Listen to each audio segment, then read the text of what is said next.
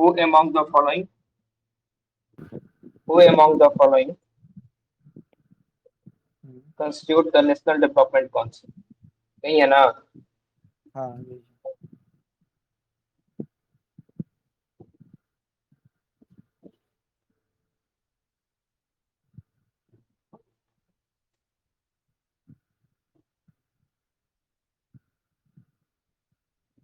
Who among the following constitute the National Development Council? पूछ रहा है कि नेशनल डेवलपमेंट काउंसिल जो है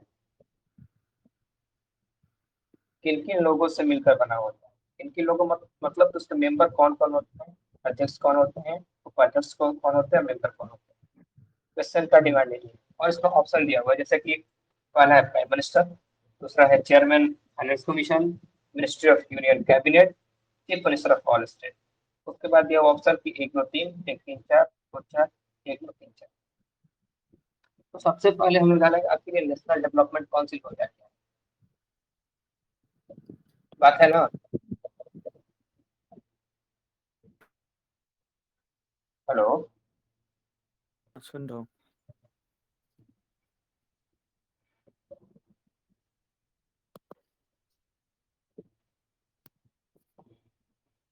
हेलो। हाँ हाँ सुन रहा हूँ, आवाज आ रही है।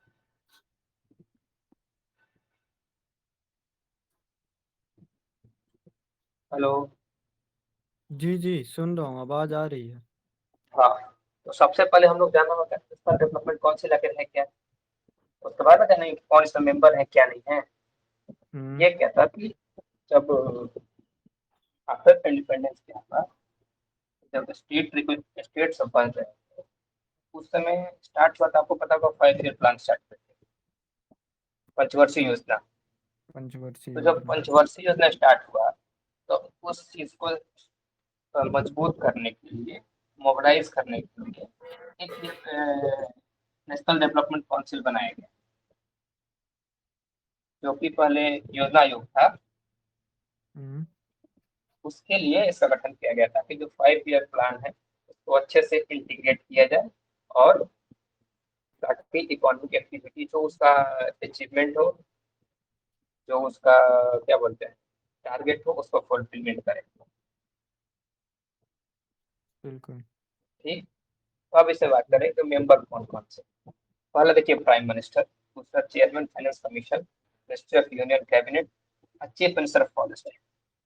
सबसे पहले तो इसमें हम लोग देखेंगे एक चीज ध्यान दीजिए कि अगर कोई भी सेंटर का, अगर कोई भी ऐसा सेंटर। कमेटी बनेगा किसी को अपॉइंटमेंट करने का या कोई डेवलपमेंट का, या कोई और कमेटी बनाएगा सेंटर, जिसमें कि राज्य, केंद्र और राज्य दोनों के हित हो, उस केस में कोई भी कॉन्स्टिट्यूशनल बॉडी कहने का मेरा मतलब क्या, जैसे कि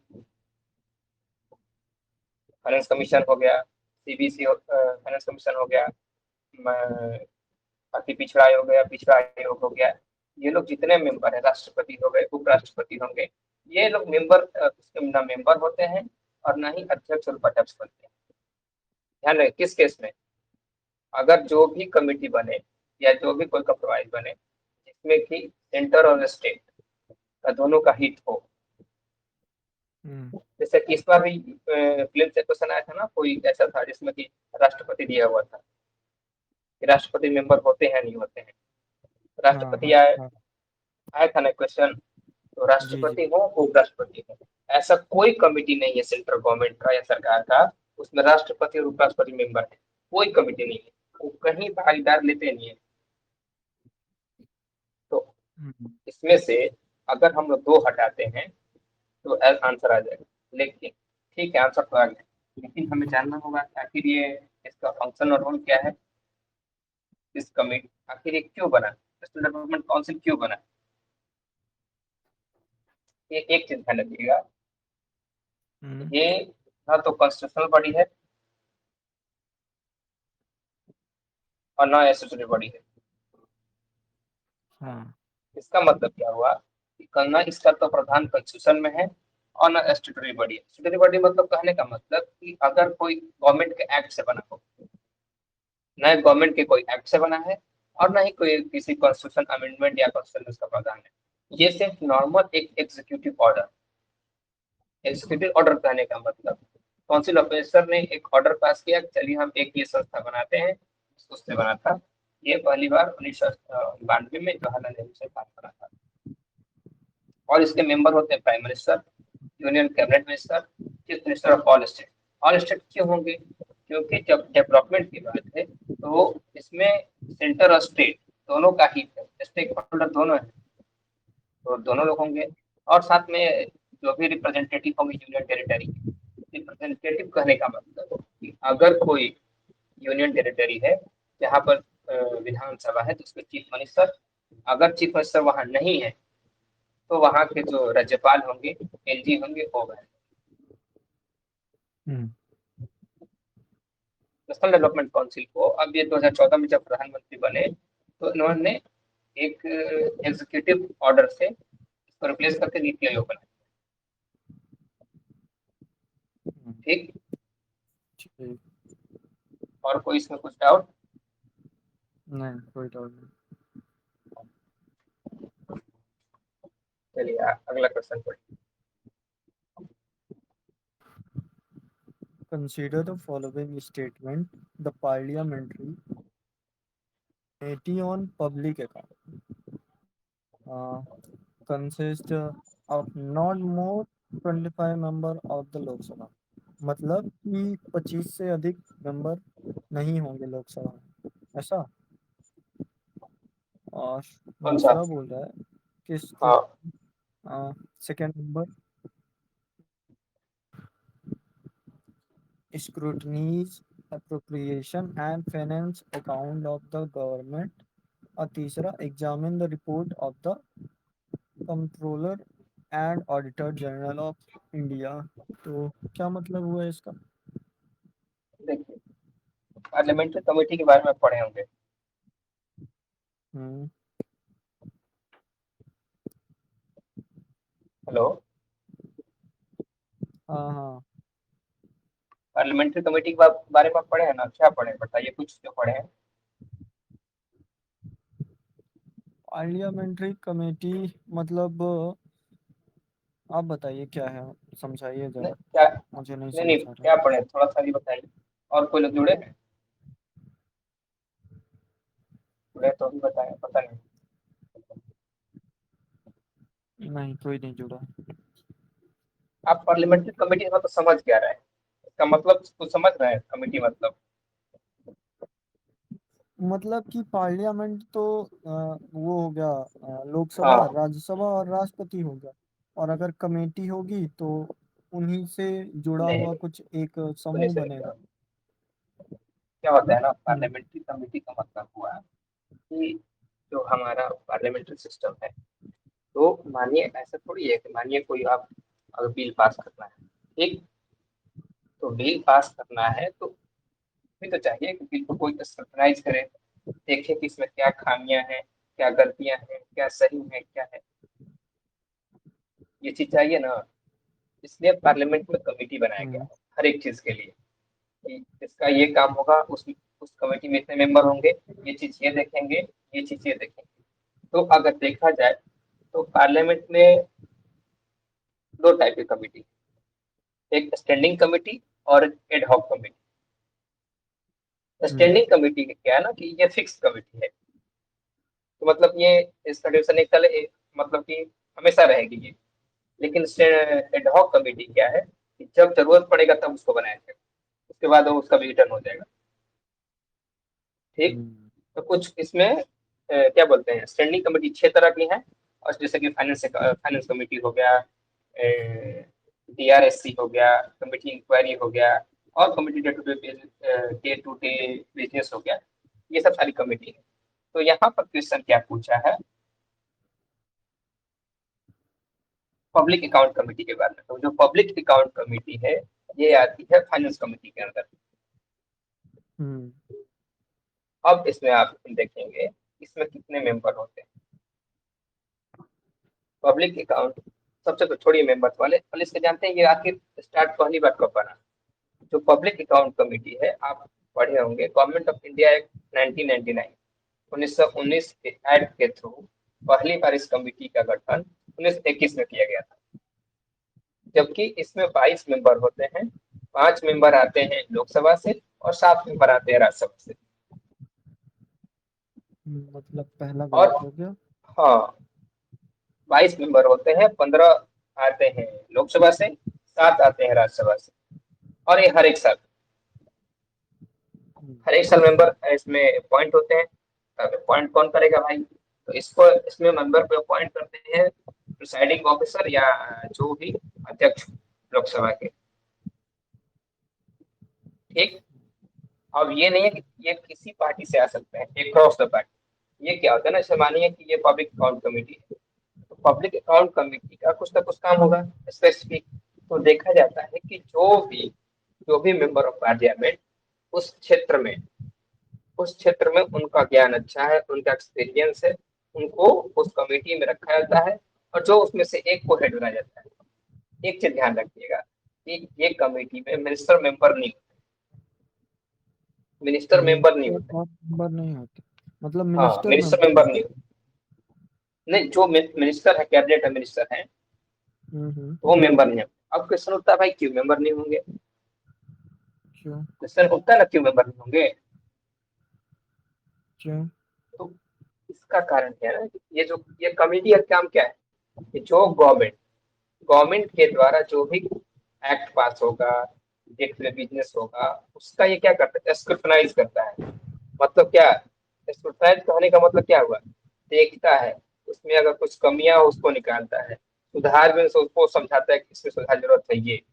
तो अगर मानिए अगर कोई एक्ट हम ही पास करें, मैक्सिमम टाइम तो गवर्नमेंट ही तो पास करती है एक्ट। अगर मानिए कोई गवर्नमेंट एक्ट पास हम खुद, करे और गवर्नमेंट ही चेक करे तो हाँ, नहीं कर चेक करें, तो सकते। फिर कैसे होगा? फिर इसका उद्देश्य क्या हुआ बनाने का? नहीं ना हुआ। तो इसलिए नहीं हुआ। इसके मेंबर नहीं होते हैं। एक चीज और, अगर कोई अगर मान लीजिए कि लोकसभा की कोई कमेटी है और हम्म। डिप्टी स्पीकर ने डिप्टी स्पीकर को चुन लिया उस कमेटी में, तो ऑटोमेटिक, बाय डिफॉल्ट, ऑटोमेटिक वो हम्म। उस कमेटी के हेड हो जाएंगे। हम्म। ऑटोमेटिक उस कमेटी के ये हेड हो जाएंगे। हेड हो जाएंगे। ठीक। हम्म। क्या हुआ ना कि 1967 तक क्या चल रहा था कि इस जो कमेटी के चेयरमैन होंगे और रूलिंग पार्टी के। लेकिन क्या 67 के बाद से एक ऐसे ही मतलब कन्वेंशन बन गया। कन्वेंशन क्या मतलब, कोई ऐसा फिक्स नहीं है।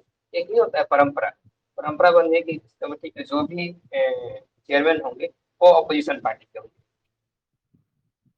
हाँ, समझ गया तो पहला कि हाँ, तो पहला हम देख लिया कि भाई नॉट मोर देन, ये गलत है। Not more than 22। हाँ। नॉट, देखिए, नॉट मोर देन 25 होने का मतलब क्या हुआ? इसका मतलब ये तरह 24 होगा तो सही होंगे? जी नहीं। अगर होता कि नॉट मोर देन 15 तब सही होता। हाँ, बट ऑफ द अब ये लोकसभा। देखिए, हाँ, तो स्क्रूटनाइज लोकसभा के तो 5 एप्रोप्रिएशन आएंगे। ऑफ, क्या? लोकसभा के तो बोला आपने 5 आएंगे ना। नहीं नहीं, 5 नहीं बोला, 15 और 15। 7। अच्छा, 15 और समझ गया। 7 तो अगर बोलता नॉट मोर देन 15 तो सही होता। तो उससे हाँ। हम्म। तो इससे हम क्या सीखते हैं कि यूपीएससी नंबर के साथ गेम खेलता है। हम्म। ठीक। तो नंबर एग्जामिनर को यहाँ नंबर गलत करना आसान है ना। हाँ, और आसान है। घंटे 25 25 कर, को 23 भी कर देगा, मतलब 23 अगर कर देगा, बोलता तो।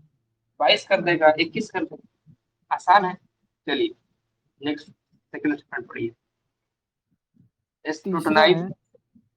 दूसरा हाँ, दूसरा दूसरा scrutinise scrutinise. the appropriation of the finance account of the government। अब आप अब आप देखिए पब्लिक अकाउंट, तो इसका दो तीन काम। इसका पहला काम है कि ये क्या करता है कि जो सीएजी का जो रिपोर्ट है, सीएजी का क्या क्या है, सीएजी का काम है कि गवर्नमेंट एक्सपेंडिचर को ऑडिट करना, देखना कहाँ क्या कितना खर्च हुआ है, कितना पैसा कहाँ आवंटित हुआ है। लेकिन लेखा ऐसा तो नहीं है जोखा। कि सीएजी जो कर दिया वो क्योंकि फुल प्रूफ है, वो उसको कोई नहीं देखेगा, गलतियां हो सकती हैं। तो उसके ऊपर भी ये बैठा हुआ है उसको एग्जामिन करने के लिए। मतलब ये ऑडिटर सीएजी को भी चेक कर सकता है ऐसा? चेक कर, हाँ उसकी रिपोर्ट को भी चेक करता है, ऑडिट करता है ये। हम्म, ऑडिट नहीं, एग्जामिन, एग्जामिन बोलेंगे, देखता है उस चीज को। हाँ ठीक है। तो दूसरा और तीसरा भी सही हो गया फिर। दूसरा तीसरा सही है इसमें। ठीक है।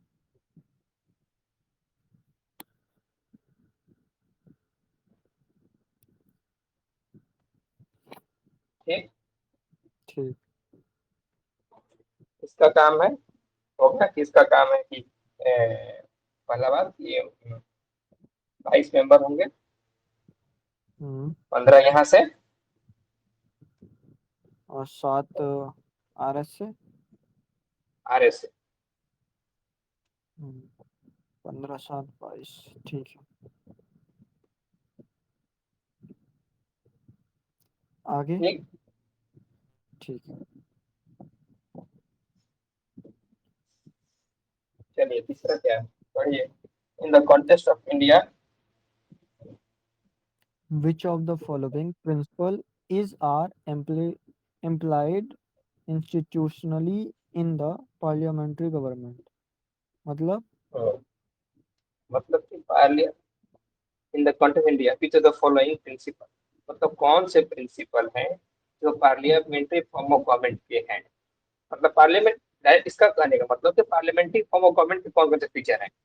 फीचर कहने का हाँ मतलब फीचर। समझ गया। पार्लियामेंट्री उसको क्या बोलते हैं हिंदी में? संसदीय प्रशासन के कौन से सिद्धांत हैं हाँ, जो? संसदीय व्यवस्था के कौन कौन से, हिंदी में क्या बोलेंगे इसको। तत्व तत्व। तत्व तो नहीं बोलेंगे, तत्व कहाँ गलत होगा। सिद्धांत फीचर, बोलेंगे शायद। फीचर, हाँ फीचर फीचर। फीचर बोलेंगे। हम्म। ठीक है। तो मेंबर ऑफ पढ़िए। The cabinet are member of the parliament, मतलब जो कैबिनेट का मेंबर होगा उसे पार्लियामेंट का भी मेंबर होना पड़ेगा। दूसरा, hmm, minister hold the office till they enjoy confidence in the parliament, मतलब मिनिस्टर तब तक ऑफिस को होल्ड कर सकता है। Confidence in the parliament, confidence मतलब हिंदी में शपथ। शपथ है नहीं, क्या ये? कौन मतलब कि बहुमत। अच्छा। हाँ, जब तक बहुमत है तब तक मिनिस्टर अपनी ऑफिस या फिर अपना पद होल्ड कर सकता है। Cabinet is headed by the head of the state, state का जो हेड होगा उसके द्वारा कैबिनेट हेड की जाएगी। स्टेट का हेड हाँ, मतलब प्राइम मिनिस्टर। इधर इधर तो सिर्फ प्राइम मिनिस्टर बोलते हैं। स्टेट का हेड तो क्या बोलते हैं। होगा? मुख्यमंत्री। अरे, मुख्यमंत्री कैसे हो जाएगा। हेड ऑफ द स्टेट कौन होगा? कौन होगा आप बताइए, तो सोच कौन होगा। राष्ट्रपति होगा। अगर स्टेट मतलब देश है तो राष्ट्रपति हाँ, होगा। अरे अंग्रेजी थोड़ा वीक है ना। हिंदी में नहीं दिख रहे हैं आप। अंग्रेजी देख रहे हैं। अच्छा। हम्म। अच्छा, हिंदी में नहीं खोले ना ही। नहीं नहीं, किताब है वैसे, कहाँ है पता नहीं। चलिए कोई बात, देखिए हम्म। क्या बोल रहा है, फर्स्ट फर्स्ट क्वेश्चन। अब पार्लियामेंट्री फॉर्म ऑफ गवर्नमेंट को बोल रहा है। हम्म। अब पार्लियामेंट्री फॉर्म ऑफ, देखिए दो दो टाइप से गवर्नमेंट होते हैं। क्या ठीक। होता है, एक होता है पार्लियामेंट्री फॉर्म ऑफ गवर्नमेंट, और एक होता है presidential form of government. Parliamentary मतलब। फॉर्म ऑफ गवर्नमेंट में क्या होता है कि हाँ। पार्लियामेंट सुप्रीम होता है। प्रेसिडेंशियल फॉर्म में क्या होता है कि प्रेसिडेंट सुप्रीम होता है। मतलब कि अगर हम बात करें, एग्जाम्पल समझे कि पार्लियामेंट्री फॉर्म ऑफ गवर्नमेंट हमारे इंडिया का जो अभी तक स्ट्रक्चर है गवर्नमेंट का, इसको बोलेंगे पार्लियामेंट्री फॉर्म ऑफ गवर्नमेंट। लेकिन जो अमेरिका का गवर्नमेंट सिस्टम है उसको बोलेंगे हम लोग क्या, presidential form of government. Presidential form of government. Hmm. ठीक। ठीक। तो अब आप पूछेगा कि इससे कुछ फीचर होंगे, हाँ, होंगे ना। होंगे ही। हाँ, तो देखिए इसमें क्या है कि जो हमारा है ये, इसमें क्या है ना कि एग्जीक्यूटिव और लेजिस्लेचर के बीच में हार्मनी है। हार्मोनी कहने का मतलब जो हमारा एग्जीक्यूटिव है उससे ही मिलकर लेजिस्लेचर बना हुआ है। हम्म। समझे इस चीज को, एग्जीक्यूटिव कहने का मतलब क्या हुआ, जो हमारे MP MLA हम्म। हैं, MP हैं, वही तो विधायिका का विधायिका के अंग है, हम्म। वही ना अंग है, लेकिन ये चीज अमेरिका में नहीं। विधायिका कोई और है, एग्जीक्यूटिव है वो कोई और मिलेगा, वो लोग नहीं बनते।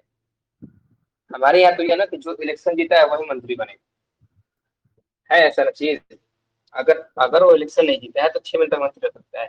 लेकिन अमेरिका में ये क्या है ना कि अगर उसको मंत्री की जरूरत नहीं है कि वो चुनाव नहीं जीता हो, लेटरल एंट्री की वहां व्यवस्था है, कोई बाहर का व्यक्ति आकर भी हो मंत्री बन सकता अगर योग्य है तो, है ना। है, योग्य।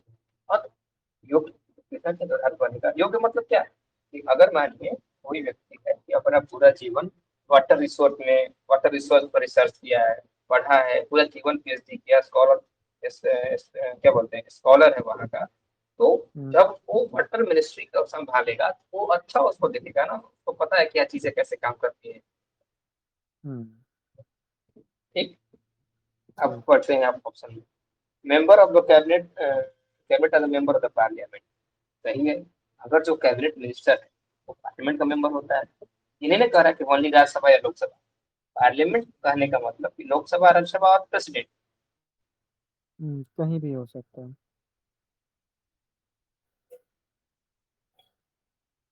Minister hold the office till they enjoy the confidence in the parliament. बोल रहा है कि मिनिस्टर जो है ये तब हम्म। तक ही अपना ऑफिस होल्ड कर सकते हैं पार्लियामेंट, जब तक इन्हें बहुमत प्राप्त हो, कॉन्फिडेंस हो। जब तक बहुमत नहीं है तो फिर तो सरकार गिर जाएगी, हम्म। रिजाइन करना पड़ेगा। ये भी बात सही हाँ। है, ये भी सही है। The cabinet is headed by the head of the state. ये मुझे थोड़ा सा डाउट लग रहा है कि cabinet cabinet is head of the state इसको नहीं करते हैं, कैबिनेट प्राइम मिनिस्टर हेड करते हैं। हाँ, पीएम हेड करते हैं, और पीएम को वो क्या बोलते हैं, सिग्नेचर, जो भी काम होता है तो वो हेड करता है। क्या होगा इसका? 1 3 कैसे, 3 होगा या नहीं होगा? ये नहीं होगा इसमें।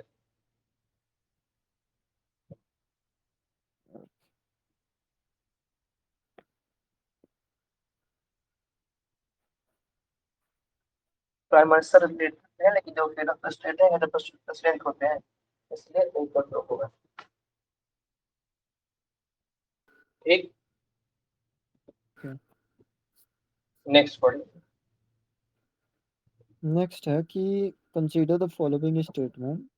The council of minister in the centre shall be collectively responsible to the parliament. Hmm. The hmm. Shall be मतलब जो काउंसिल ऑफ मिनिस्टर जो होंगे उस सेंटर के collective responsible to the parliament, उन्हें संसद के प्रति रिस्पॉन्सिबल होना चाहिए सामूहिक रूप से। हम्म। दूसरा आगे। बोल रहा, the union minister shall hold the office during the pleasure of the president of the India. जो यूनियन मिनिस्टर केंद्र का मंत्री होगा, वो ऑफिस होल्ड करेगा प्रेसिडेंट के प्लेजर में, मतलब उनके कार्य के दौरान, कि प्लेजर प्लेजर नहीं उनकी, समझे। समझ गया, देखिए मतलब क्या है ना, उनकी सहमति में। हाँ जब तक चाहेंगे प्रेसिडेंट तब तक, इसका आसान भाषा में यही हुआ, जब तक प्रेसिडेंट हम्म, चाहेंगे तब तक। प्रसाद पर्यंत। हम्म। अब हिंदी में पता नहीं क्या बोलते हैं उसको। यही बोलते हैं, प्रसाद पर्यंत, जब तक प्रसाद है तब तक वो है। अच्छा। तीसरा बोलता है, the prime minister shall communicate to the president about the proposal for legislation. Legislation मतलब क्या बोलते हैं हिंदी तो में? भी जैसे मानिए कोई एक्ट बनाना है, एक एक्ट पास कराना है, उसके रिगार्डिंग हम्म। विधायी, हम्म। विधायी बोलते हैं इसमें हिंदी में। विधायी, हाँ। देखिए, consider the following statement. The Council of Ministers in the Center shall be collectively responsible to the Parliament. ठीक। यहाँ देखिए एक मतलब यूपीएससी कैसे गेम खेलता है। The council of minister is in the centre shall be collected responsible to parliament. अब देखिए अभी हम ऊपर बताएं कि पार्लियामेंट में कौन कौन से लोग आते हैं। पार्लियामेंट तीन लोग, तीन चीजें आती हैं, एक लोकसभा, हम्म एक राज्यसभा और प्रेसिडेंट। हम्म ठीक है? ये सोचिए कि गवर्नमेंट गवर्नमेंट बनी है लोकसभा में, तो प्रेसिडेंट के प्रति उत्तरदायी क्यों होगी, राज्यसभा के प्रति वो उत्तरदायी क्यों होगी, उसको तो होना चाहिए लोकसभा के प्रति ना। हम्म, सही तो बात है। पार्लियामेंट के प्रति उत्तरदायी क्यों होगी government. Council of minister, council of minister बनाया सरकार किससे बनाया, लोकसभा से बनाया। हाँ तो इसमें वही कैच है। तो काउंसिल ऑफ मिनिस्टर किसके प्रति उत्तरदायी होगा, लोकसभा के प्रति उत्तरदायी होगा, ना कि पार्लियामेंट के प्रति। बहुत लोगों को लगता है कि लोकसभा मतलब पार्लियामेंट, सही मारेंगे और चल देंगे, लेकिन यहाँ यूपीएससी गेम खेला हुआ है, एक कैच। हम्म, समझे इस चीज को। समझ गया। पार्लियामेंट कहने का मतलब कि इसमें प्रेसिडेंट आएंगे, राज्यसभा आएगा, लोकसभा आएगा, लेकिन जो काउंसिल ऑफ मिनिस्टर है वो फॉर्म कहाँ होता है भाई, लोकसभा से फॉर्म वो- होता है मैक्सिमम। हाँ, तो उसके एलएस, प्रति ना उत्तरदायी होंगे, यहाँ तक कि बिल्कुल। राज्यसभा के प्रति उत्तरदायी नहीं होंगे, क्योंकि गवर्नमेंट समझ को बहुमत है लोकसभा में, लोकसभा के बहुमत से ही गवर्नमेंट चल रही है। एक बात और जान लीजिए, अगर कोई मिनिस्टर राज्यसभा के मेंबर हैं हम्म और मिनिस्टर हैं काउंसिल ऑफ मिनिस्टर में, तब भी तब भी लोकसभा के प्रति ही उत्तरदायी होगा, न कि राज्यसभा के प्रति। हम्म काउंसिल ऑफ मिनिस्टर हमेशा लोकसभा के प्रति ही उत्तरदायी होता है, क्योंकि लोग चुन कर भेजे हुए हैं, लोकसभा में ही बैठाए हुए हैं। हम्म, ठीक। ठीक। अगला पढ़िए। Minister minister hold office till they enjoy confidence the parliament.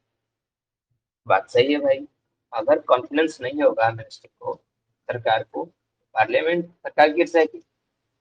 हम्म ये आर्टिकल 75(2) में लिखा हुआ है,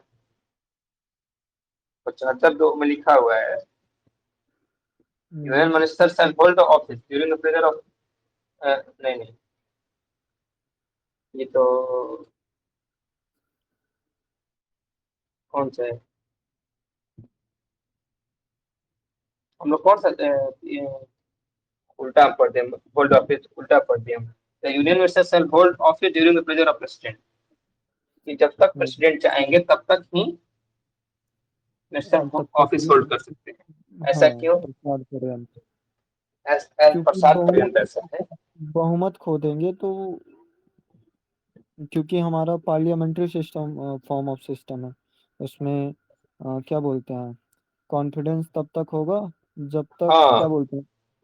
हाँ, जब तक अभी पहला। आपको, हाँ उतने नंबर के सीट सीट आपके पास रहेगी, 277 प्लस 73 प्लस, तभी आप कॉन्फिडेंस में रहेंगे, तभी आप रहेंगे। एक बात इसमें और है हाँ, कि अगर राष्ट्रपति के सलाह, सॉरी, प्रधानमंत्री के सलाह पर राष्ट्रपति आपको हटा भी सकते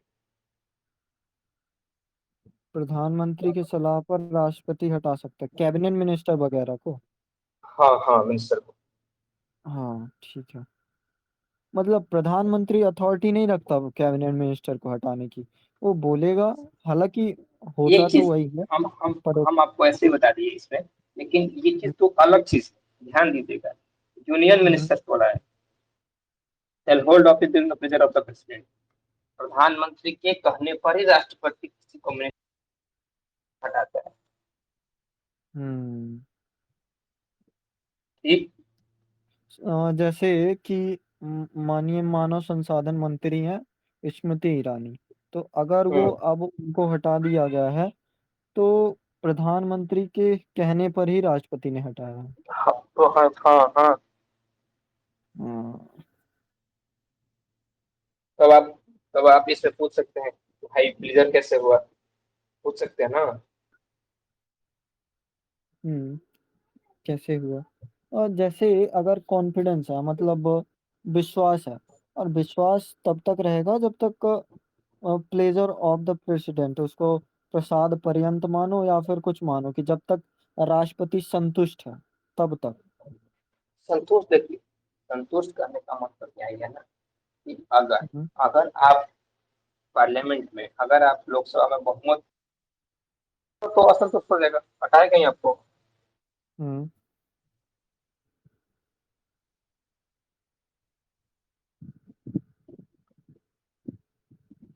तीसरा है the prime minister shall communicate to the president about the proposal for the legislation. देखिए क्या होता है ना कि अगर कोई कैबिनेट चाह रही है हम्म, कि हम लोग ये बिल पेश करेंगे, ये चीज पास करते हैं, लेजिस्लेट करेंगे, कैबिनेट को प्रधानमंत्री हम क्या करते हैं कि इस बात को प्रपोजल देते हैं, प्रपोज करते हैं कि हम लोग ये चीजें पास कर रहे हैं राष्ट्रपति को। ये आर्टिकल 78 ही शायद 78 में लिखा हुआ है। जब आप पढ़िएगा तो उसमें कि राष्ट्रपति सलाह मशवरा करते हैं, सॉरी प्रधानमंत्री सलाह मशवरा करते हैं राष्ट्रपति से, कुछ विधायक विधायी हिंदी में क्या बोलेंगे पता नहीं, कोई लेजिस्लेशन करना हो उसके रिगार्डिंग। हम्म। तो इसमें हम लोग क्या देखा, पहला गलत है, पहला पहला गलत है तो गलत क्या है। आंसर सही होगा, दूसरा और तीसरा। तीसरा। हम्म।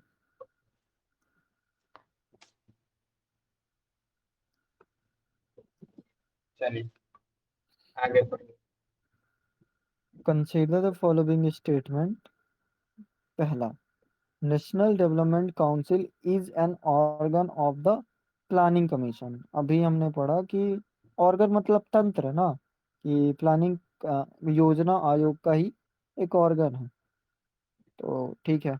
The economic and social planning is kept in the concurrent list in the constitution of India. आर्थिक और सामाजिक प्लानिंग समवर्ती सूची में होता है। और तीसरा बोल रहा कि the constitution of India prescribe the that panchayat should be assigned the task of preparation of plan for economic development and social justice। क्या मतलब हुआ इसका? देखिए हम लोगों ने पहला क्वेश्चन किया है, आपको कुछ लिंक लग रहा है पहला क्वेश्चन और इसका है दोनों को, पांचवा क्वेश्चन में, पांचवा क्वेश्चन का पहला में ध्यान से देखिए। मैं हाँ, इसमें भी हमने डिस्कस किया पहला स्टेटमेंट को, देख लीजिए। पहला हमने क्लियर किया था कि वो योजना आयोग से ही जुड़ी हुई चीजें हैं जो चल रही थी, है ना। हम्म। हम्म। और क्या क्या, और क्या डिस्कस किया उसमें, कुछ याद आ रहा है आपको? और क्या डिस्कस किया था कि वो अगर सेंटर की चीज है तो उसमें प्राइम मिनिस्टर ही हेड होगा, या फिर नहीं प्राइम नहीं, मिनिस्टर का मेंबर होगा। फर्स्ट वाले क्वेश्चन में पूछ रहा है। फर्स्ट में क्या था और क्या डिस्कस किया था? देखिए मैंने आपको बताया था कि जो नेशनल डेवलपमेंट काउंसिल है, इसका गठन हम्म। इसलिए हुआ था कि जो भी प्लानिंग कमीशन है, प्लानिंग कमीशन क्या करने के लिए, एडवाइज करने के लिए है। हम्म। ये मैंने इस पर डिस्कस किया था ना, पता नहीं कि आगे क्वेश्चन आने वाला है कि नहीं है, ये जगह नहीं था, लेकिन एक बात तो डिस्कस किया हमने कि वहां पर कि ये एडवाइस करता है। तो एडवाइस करने का मतलब ये थोड़ी हुआ कि आप उसके अंग हैं। ये क्या बोल रहा है, national development council is an organ, organ कहने का मतलब उसका एक अंग है, हम्म। सरकार का ये अंग है, काउंसिल अपने सरकार का एक अंग है। तो अंग है कहने का मतलब उससे जुड़ा हुआ है। हम्म। अगर आप, अगर हम आपको एडवाइस कर रहे हैं तो जरूर थोड़ी कि आपके हम, आपके अगर आपको हम एडवाइस कर रहे हैं जरूर थोड़ी कि मानिए आपकी कंपनी में हम कोई हम स्टेक होल्डर हैं, ये सिर्फ एक एडवाइस करने एडवाइस का के लिए, मतलब केवल सलाहकार हैं, जरूरी नहीं है केवल कि वो सलाहकार। हाँ, जुड़े हुए हैं। अब जैसे देख रहे क्वेश्चन। न्यायालय अगर प्रेसिडेंट को एडवाइस कर रही है तो ये मतलब नहीं हुआ कि न्यायालय हाँ, प्रेसिडेंट से आर्टिकल जुड़ी। आर्टिकल 143 के अंडर अगर प्रेसिडेंट को सलाह दे रही है तो जरूर थोड़ी है कि वो पसंद कर रहा है, हम्म। उसका अंग है, नहीं अंग नहीं है। प्रेसिडेंट तो अंग है पार्लियामेंट का ना, हम्म। प्रेसिडेंट अंग है पार्लियामेंट का।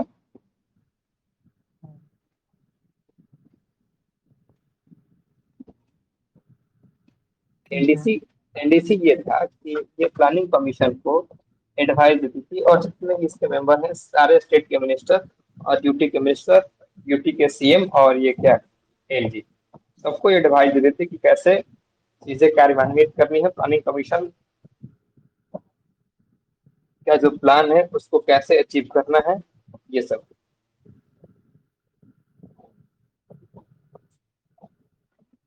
दूसरा पढ़ा जाए, the economic and social planning is kept in the concurrent list in the constitution of India. अच्छा ये बताइए, the constitution of the constitution sorry the economic and social planning kept in the concurrent list in the constitution of India.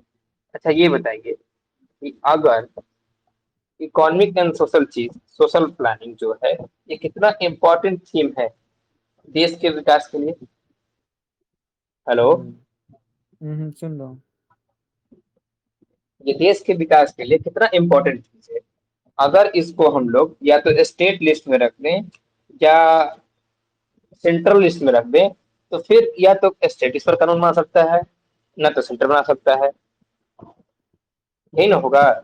यही होगा। तो अगर देश को विकास के लिए जाना, ये कितना पॉजिटिव स्टेटमेंट है। अगर हमको देश को विकसित करना है, विकास करना है, नई नई योजनाएं लानी है, नई नई चीजें एक्ट बनाना है, जो पुरानी चीजें खराब चीजें उसको रिपील करना है एक्ट के द्वारा या एग्जीक्यूटिव ऑर्डर के द्वारा, तो इसको ऐसा बनाया जाए ताकि दोनों लोग बनाए, दोनों अपना सहमति दें। तो सोशल और इकोनॉमिक प्लानिंग का मतलब क्या हुआ, ये चीजें कहाँ से रिफ्लेक्ट कर रही है, ये रिफ्लेक्ट कर रही है हमारे डीपीएसपी से। डीपीएसपी क्या है, डीपीएस। सोशल भी है और इकोनॉमिक भी है। हम्म देखिए कैसे क्वेश्चन फ्रेम कर रहा है, सोशल चीज भी है, इकोनॉमिक भी है, तो हम लोग इसको कंकरेंट में ही तो डालेंगे। हाँ, अगर केवल सेंटर में डाल देंगे तो तो इकोनॉमिक भले बेहतर हो जाए, सोशल बेहतर नहीं हो पाएगा। नहीं, बेहतर नहीं होगा। अच्छा ये बताइए, अगर कोई चीज है, एक कार्य को एक लोग कर रहे हैं, हम्म ये वही बात हुई कि एक कार्य को एक लोग कर रहे हैं जो कि जरूरी है समाज के विकास के लिए, और एक है कि दोनों लोग मिलकर कर रहे हैं। तो जाहिर सी बात है, दोनों जिसमें दो लोग कर रहे हैं उसमें बेनिफिट होगा। सही बात। होगा ना। हाँ, होगा। तो वही चीज है कि बेनिफिट होगा, इसलिए इसको उसमें डाला गया है।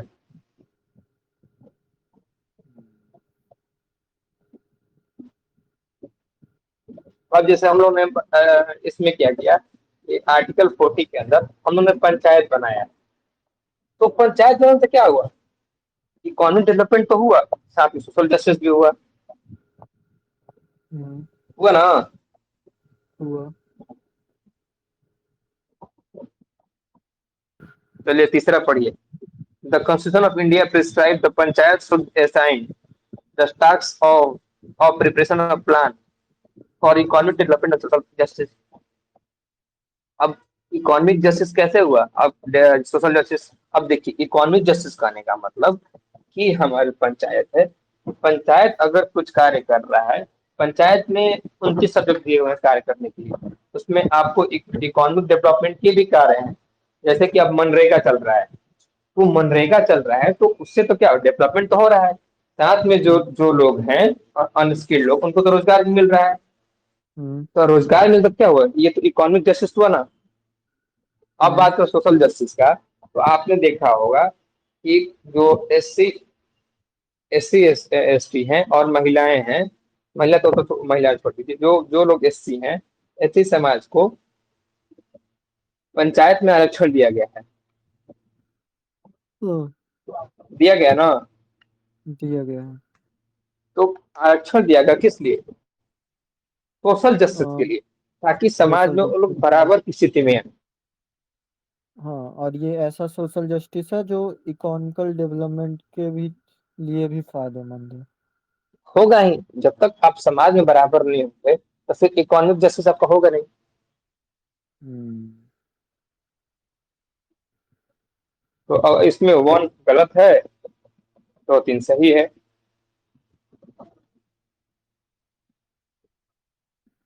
नेक्स्ट क्वेश्चन पढ़िए, consider the following statement the chairman and and the the deputy chairman of Rajya Sabha are not member of the house. दूसरा, वाइल्ड while है। the nominated member of the two house of the parliament have no voting right in the presidential election, they have right to vote in the election of vice president. समझ आया आपको question?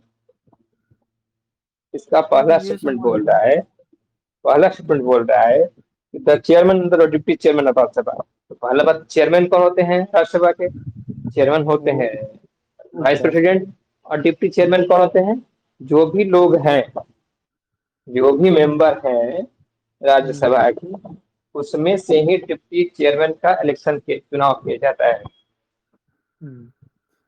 जैसे अभी deputy सभा are chairman. Not the member. हाँ, हरिवंश नारायण सिंह हाँ, are Harivansh not the Narayan. Member of the house. अब ये देखिए ये क्या बोल रहा है कि चेयरमैन और डिप्टी चेयरमैन राज्यसभा के मेंबर नहीं होते हैं। ये तो क्लियर है कि उपराष्ट्रपति मेंबर नहीं होते हैं, हम्म। उपराष्ट्रपति मेंबर नहीं होते हैं। लेकिन जो हमारे वाइस चेयरमैन है वो तो मेंबर होते हैं। हाँ, ये तो स्टेटमेंट गलत हो गया। पहला गलत हो गया। दूसरा पढ़िए। while the nominate. nominated member of two house of parliament have no voting right in the presidential election, they have right to vote in the election of the vice president। समझे ये? मतलब बोल रहा है कि चाहे लोकसभा हो या राज्यसभा हो, वहां पे हाँ, जो नो वोटिंग राइट नहीं नहीं, प्रेसिडेंट। सुनिए, क्या है ना कि हाँ। राज्यसभा और लोकसभा में जो भी नॉमिनेटेड मेंबर हैं, हम्म। वो लोग उपराष्ट्रपति के इलेक्शन में पार्टिसिपेट करते हैं, लेकिन राष्ट्रपति के इलेक्शन में पार्टिसिपेट नहीं करते। ये पूछ रहा है। हम्म। तो दूसरा तो गलत हो जाएगा फिर। नहीं नहीं, दूसरा सही है। और क्या होता है ना, राष्ट्रपति का। सुनिए सुनिए, क्या होता है ना कि हाँ। राष्ट्रपति क्या करते हैं ना, ये पहले, अब पहले क्या था ना कि 12 लोग को अपॉइंट करते थे राज्यसभा में और 2 लोग को लोकसभा में। लेकिन लेकिन लेकिन। मोदी जी ने 104 अमेंडमेंट किया 2019 में। जो 2 हाँ। सीट था एंग्लो इंडियन के लिए लोकसभा में, उसको इन्होंने खत्म कर दिया। तो हाँ। अब राष्ट्रपति सिर्फ 12 लोग को ही राज्यसभा में नॉमिनेट करते हैं। नॉमिनेट इसलिए कहता है ताकि राज्यसभा में अलग अलग फील्ड के, जैसे मतलब कोई साहित्य से है, कोई कला से हुआ, कोई कोई खेल सोशल से हुआ। वर्कर हुआ, कोई खेल से हुआ, जो प्रतिष्ठित चीजें हैं वहां के ही लोगों की भागीदारी हो। हम्म। तो अच्छा, एक क्वेश्चन उठता है कि आखिर ऐसा क्यों होता है कि जो लोकसभा और राज्यसभा जो नॉमिनेटेड व्यक्ति हैं वो प्रेसिडेंट के इलेक्शन में भाग नहीं लेते हैं, राष्ट्रपति उपराष्ट्रपति के इलेक्शन में भाग लेते हैं? बड़ा अच्छा क्वेश्चन है, इसको ध्यान सुनिए, सोचिए इसको। प्रेसिडेंट के इलेक्शन में इसलिए भाग नहीं लेते होंगे क्योंकि नॉमिनेट भी प्रेसिडेंट ही कर रहा है, तो हाँ, क्यों भाग लेंगे फिर। वही, यही यही चीजें हैं कि प्रेसिडेंट, अच्छा ये बताइए, हम ही आपको नॉमिनेट करें और आप ही हमको वोट दें?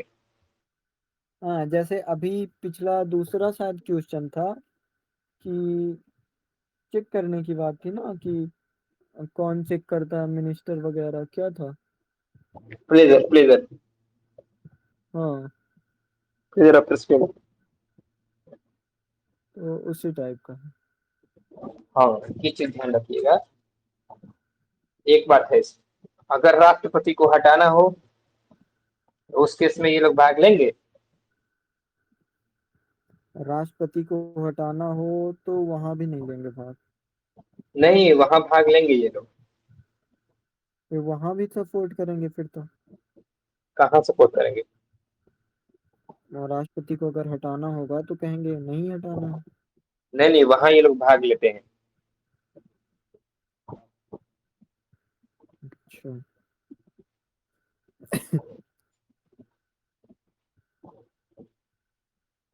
इसका आंसर कौन हो जाएगा? बी। हाँ, इसका आंसर भी हो जाएगा। बस कितना, आज 50 मिनट बोल दिए, गला सूख गया मेरा। ठीक है, अपन करते हैं।